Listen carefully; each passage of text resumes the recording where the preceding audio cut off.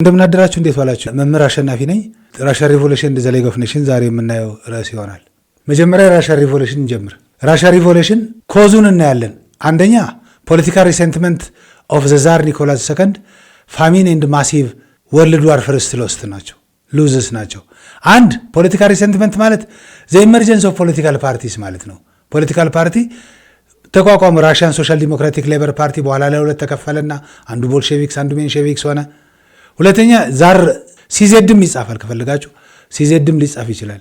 ለምሳሌ እንደዚህ አድርገን ልንጽፈው እንችላለን። CZER ዛር ማለት ነው። ሁለቱም ሊጻፍ ይችላል። ይሄም ሊጻፍ ይችላል፣ ይሄም ሊጻፍ ይችላል። ዛር ሚንስ የታይትል ኦፍ ሮማኖቭ ዳይናስቲ ነው። ዳይናስቲው ማን ነው የሚባለው? ሮማኖቭ ነው። የሮማኖቭ ዳይናስቲ ነገስታቶች ልክ እኛ ሀገር ንጉስ እንደምንለው የእነሱ ታይትል ነው ዛር። ስለዚህ አንዱ ዛር ኒኮላስ ሰከንድ አገዛዙ አውቶክራቲክ መሆኑ፣ አብሶሉት አውቶክራቲክ ሩል መሆኑ፣ ሁለት ረሃብ፣ ሶስት ከፍተኛ የአንደኛው ዓለም ጦርነት ማጣቷ ነው። ይሄ ቅድም ኢሚዲየት ኮዝ ብለን ባለፈው ያወራንበት የፈርስት ወርልድ ዋር ስፓርክ ያደረገው የራሽያ ሪቮሉሽን ስፓርክ ያደረገው አንዱ ወርልድ ዋር ፈርስት ነው። በአንደኛው ዓለም ጦርነት ራሽያ መሸነፏ ነው ኢሚዲየት ኮዙ። ስለዚህ በዛሬው ሁለት ሪቮሉሽን እናያለን። ከአስረኛ ከተነሳችሁ ደግሞ ሶስት ናቸው። 1905 አለ፣ ፌብሩዋሪ 1917 አለ፣ ኦክቶበር 1917 ሪቮሉሽን አለ። ፌብሩዋሪ 1917 ሪቮሉሽን ኦቨርስሪው ዘ ሞናርኪ ኤንድ ስታብሊሽድ ፕሮቪዥናል ጋቨርንመንት ጊዜያዊ መንግስት አቋቋመ። ሮማኖቭ ዳይናስቲ በዚህ ነው የተወገደው።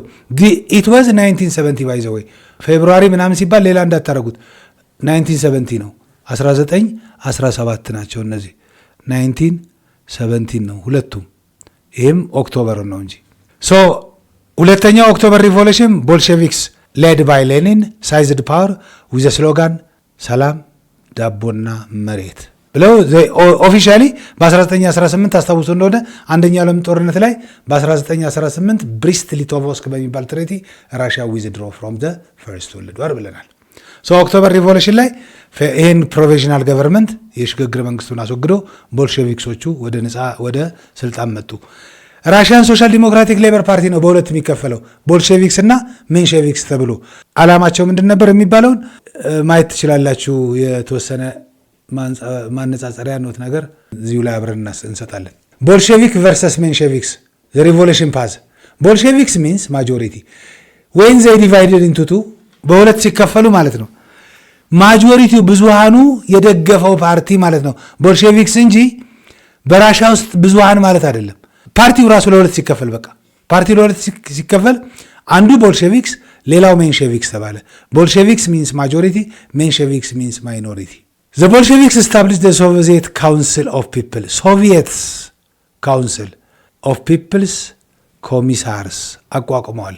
ሶቪየት ማለት ፔዛንት ሶልጀርስ ኤንድ ወርከርስ ማለት ነው። የእነሱ ካውንስል ነው። የገበሬው የሰራተኛው እና የወታደሩ። ሊዮን ትሮትስኪ ኢሚዲየትሊ ዘ ቦልሼቪክስ እንደታወጀ ራሻ ውስጥ የእርስ በርስ ጦርነት ነበር። ሊዮን ትሮትስኪ ዘ ፎርመር ሜንሼቪክስ ሲጀምር የሜንሼቪክስ የነበረ በኋላ ጆይንድ ሌኒን ከሌኒን ጋር የተቀላቀለ እና የቀዩ ጦር ቀዩ ሲነሳ ሁል ጊዜ ለሶሻሊዝም መስጠት ነው። የቀዩ ጦር መሪ የነበረ ነው ሊዮን ትሮትስኪ። ሄሪቲዝ ቦልሼቪክስ እና ሜንሼቪክስ ምን እንደሆኑ እዚሁ ላይ ማየት ትችላላችሁ። የሚቀጥለው ርዕሳችን ዘ ሊግ ኦፍ ኔሽን ግሎባል ዘ ኩዌስት ፎር ግሎባል ፒስ ይላል። ለዓለም ሰላም ሊግ ኦፍ ኔሽን በ1920 ተቋቋመ። ይኸው ስታብሊሽድ ኢን 1920 ቱ ፕሪቨንት ዋር ስሩ ኮሌክቲቭ ሴኪሪቲ ኤንድ ዲስአርማመንት ነው ይላል። በ1920 የመክፈቻ ስብሰባውን አካሄደ። ጄኔቫ ሄድኳርተሩ ነበር። ተቋቋመ። ዋናው ዓላማ የዓለምን ሰላም መጠበቅ። ፕሪቨንት ዘዋር ማለት የዓለምን ሰላም መጠበቅ ማለት እኮ ነው። ኮሌክቲቭ ሴኪሪቲ ነው። ኮሌክቲቭ ሴኪሪቲ ማለት እንዳሁኑ የተባበሩት መንግስታት ድርጅት ጸጥታ ምክር ቤት አለው አይደል? ቋሚ አባላት አሉት 15 ናቸው። 10 በየ2 ዓመቱ የሚመረጡ ናቸው። 5ቱ ቋሚዎቹ ማለት ነው። ሊግ ኦፍ ኔሽን ግን ኮሌክቲቭ ሴኪሪቲ ነው ያለው። ኮሌክቲቭ ሴኪሪቲ ማለት እንግሊዝም ላኪ፣ ፈረንሳይም ላኪ፣ ኢትዮጵያም አደራሽን እንድትልኪ ምናምን ተብሎ እንደሱ አይነት ሴኪሪቲ ማለት ነው። እና ትጥቅ በማስፈታት ይሄ በዚህ አይነት ነው የዓለምን ሰላምና ጸጥታ አስጠብቃለሁ ብሎ የተቋቋመው። ኢዚት ፖሲብል ነው ስላልቻለም ሁለተኛው ዓለም ጦርነት ተጀመረ። ሜጀር ዊክነስ አንዱ according to our text ማለት USA never joined አሜሪካ was not the member but ሌግ ኦፍ ኔሽን እንዲቋቋምበት ሀሳቡን ያቀረቡት የአሜሪካው ፕሬዚዳንት ውድሮ ዊልሰን ናቸው። 14ቱ የውድሮ ዊልሰን ነጥቦች ይባላሉ። እንደውም በት አሜሪካ was not the member አሜሪካ አባል ያልሆነችበት እንዴት አይነት የዓለም መንግስታት ማህበር ለዛውም የዓለምን ሰላም ለመጠበቅ እንዴት ይሆናል? because the senate did not የአሜሪካ ሴኔት did not approved membership ነው የሚለው። የአሜሪካ ሴኔት አላጸደቀለትም። ሁለተኛ the league lack its own armed force ቅድም ያለው ማለት ነው። ይሄ ኮሌክቲቭ ሴኩሪቲ ዊክነስ ነው ማለት ነው። የራሱ የሆነ አርምድ ፎርስ የለውም። ቱ ኢንፎርስ ሪዞሉሽን ውሳኔን በስራ የሚያስተገብር የራሱ የሆነ ቋሚ ጦር አልነበረውም። 3 ፌል ቱ ስቶፕ ጃፓኒዝ አግሬሽን ኢን ማንቹሪያ 1931 ሁለተኛው ዓለም ጦርነት ሲጀመር እናገኘዋለን። ማንቹሪያን ቻይናን በ1931 ጃፓን ስትወር ምንድን ያደረገው? ሌግ ኦፍ ኔሽን አወገዘ። በ34 ጃፓን ረግጣ ወጣች። ኤንድ ኢታሊያን አግሬሽን ኦፍ ኢትዮጵያ 1935-36 ኢትዮጵያ was a member of ሌግ ኦፍ ኔሽን ግን ጣሊያን ሲወረን ሄደን ብናመለከትም እነሱ አዲስ አበባ ከገቡ በኋላ ምን እንደወሰኑብን ያየን ይመስለኛል።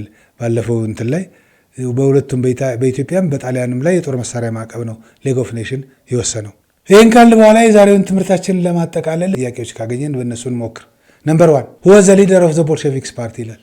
ኒኮላስ ሰከንድ፣ ሊዮን ትሮትስኪ፣ ቭላድሚር ኢሊች ኢሊያኖቭ ሌኒን ልንለው እንችላለን። ውድሮ ዊልሰን አሜሪካ ናቸው። ሁለተኛ ጥያቄ what was the primary slogan of the Bolshevik during the 1917 revolution? A victory to all costs በምንም ዋጋ ከፍለን ድል። B peace bread and land. C Germany must pay. D all for the Tsar ሁሉም ነገር ወደ ዛር ኒኮላስ ሰከንድ ወር ነገስታቶቹ ላይ ነው ያሉት። ፒስ ብሬድ ኤንድ ላንድ ቅድም ዛይተነዋል። where was the headquarter of the League of Nations ቅድም ተናግሬያለሁ።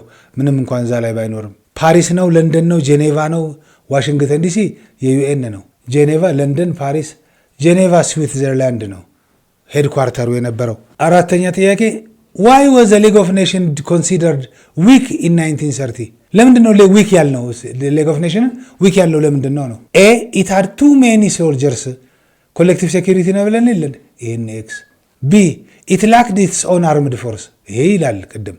ሲ it was led by German ጀርመን በ34 ነው በ36 ነው አባል የሆነችው። it only had 5 members ኢትዮጵያን ብንጨምር እንኳን ይበልጣሉ። ስለዚህ it lacked its own armed force የሚለው ይሆናል። ለዛሬ በዚሁ እንጨርስ። በሚቀጥለው እስከምንገናኝ ሰላም ሁኑ። ቻው።